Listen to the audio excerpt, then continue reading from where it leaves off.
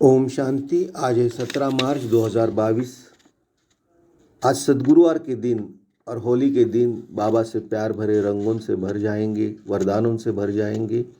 आज हमारे प्यारे प्यारे बाबा हम प्यारे प्यारे बच्चों को मधुबन से प्रातः मुरली में बताते हैं।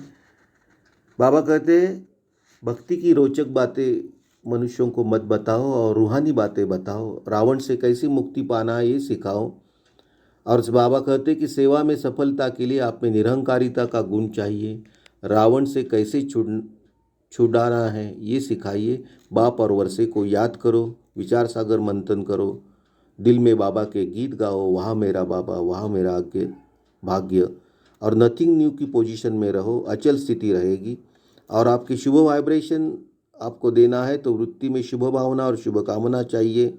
और बाबा आज मेन पॉइंट में ये भी कहते हैं, स्व में स्थित रहने से परमात्मा स्वयं आगे आएगा। दैवी गुण आप में रहेंगे तो सबको सुख देंगे।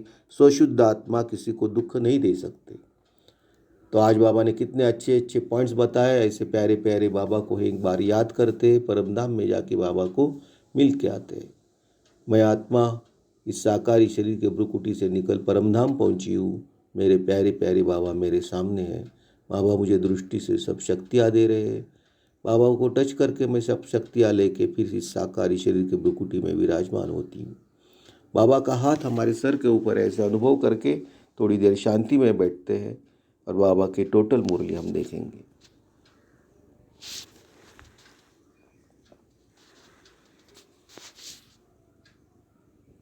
बाबा आज हमें मुरली में कहते हैं कि बच्चे, तुम्हें भक्ति की रोचक बातों के बजाय रूहानी बातें सबको सुनानी है।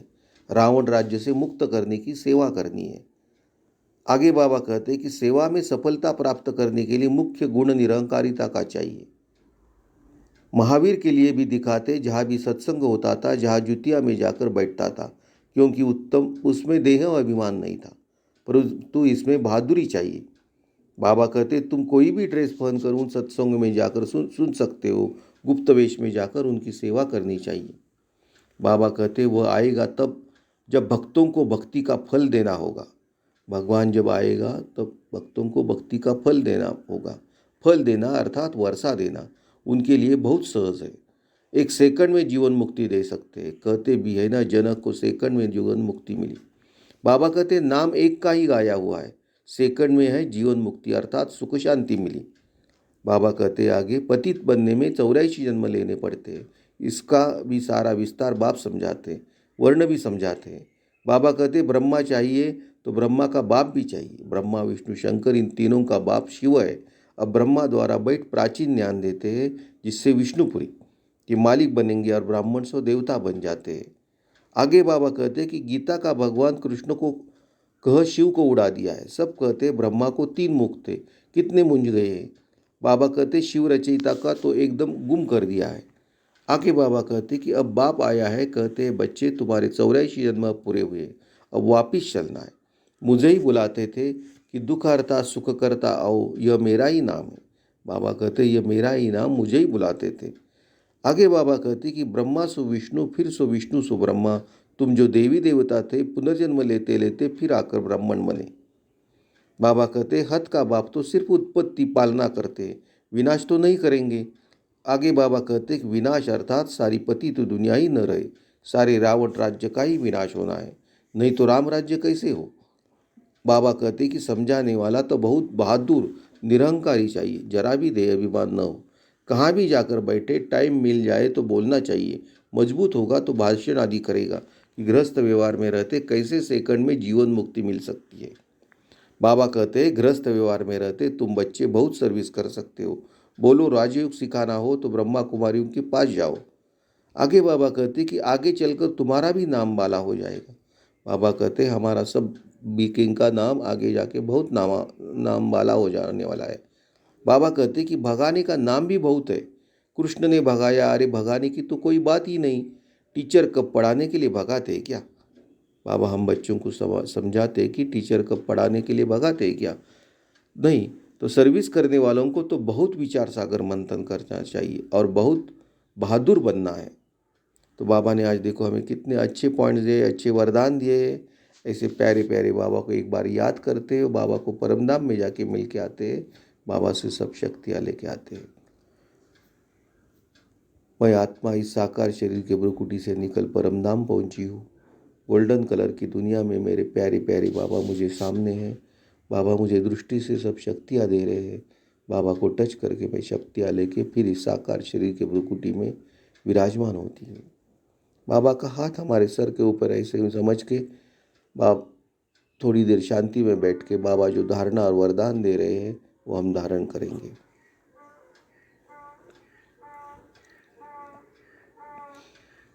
बाबा धारणा के फर्स्ट पॉइंट में कहते हैं कि सभी भक्ति रूपी सीताओं को रावण की कैद से छुड़ाना है।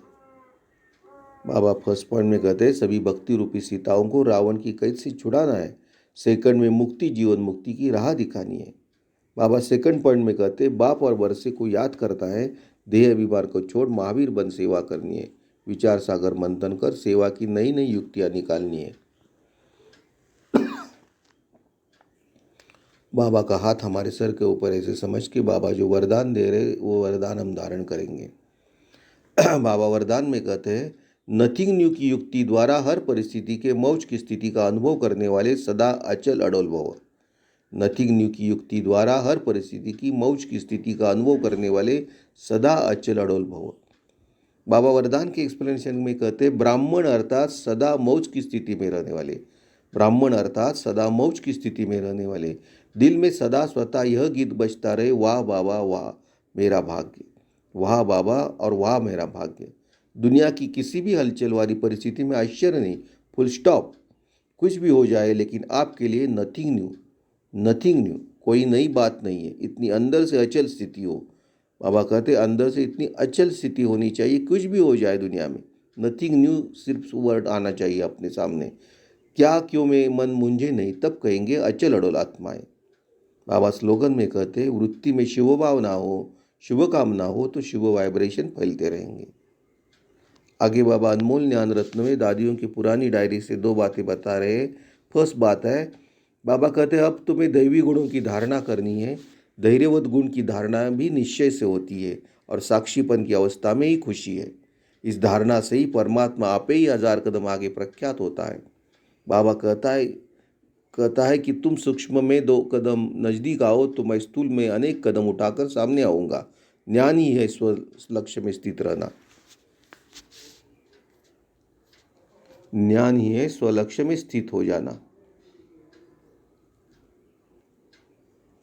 स्व में स्थित रहने से ही परमात्मा स्वयं आगे आएगा। बापा के महावाक्य याद कर दो, जितना दैवी गुणों की धारणा करेंगे उतना ही एक दो को सुख देने के निमित्त बनेंगे। आज देना कल मिलना, आज सर्वेंट बनेंगे तो कल मालिक बद राज्य करेंगे। अभी तो वर्ल्ड सर्वेंट होना। हर एक के स्वस्वरूप में स्थित हो, अपने रथ को चलाते चलो जैसे कि इस रथ को बैठाती हूँ। बाबा सेकंड पॉइंट ये बता रहे हैं मैं खिलाती हूँ, मैं सुलाती हूँ, मैं मुख से बात कराती हूँ। अगर मैं सुख से किसको दुख देती हूँ तो जैसे अपने ही स्वस्वरूप को इंसल्ट करती हूँ। आगे बाबा कहते कि तो फिर स्वसंपूर्ण आत्मा कहती है कि ये जीव आत्मा तेरे पर अफसोस है, ऐसे इंसान अथवा प्राणी में मैं शुद्ध आत्मा प्रवेश नहीं हूँ।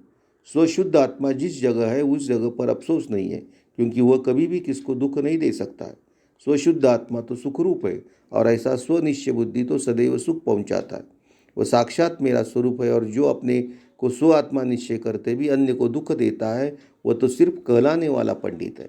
इसका असर दूसरों पर नहीं हो सकता। अच्छा, ओम शांति। तो देखो बाबा ने आज कितने अच्छे पॉइंट्स दिए, अच्छे वरदान दिए हैं। ऐसे प्यारे प्यारे बाबा को एक बार हम याद करते हैं। प्यारे प्यारे बाबा, ओ मेरे बाबा, मेरे प्यारे बाबा, ओम शांति। बाप दादा को समर्पण। मेरा बाबा, मेरा बाबा, ओम शांति। बाप दादा को समर्पण।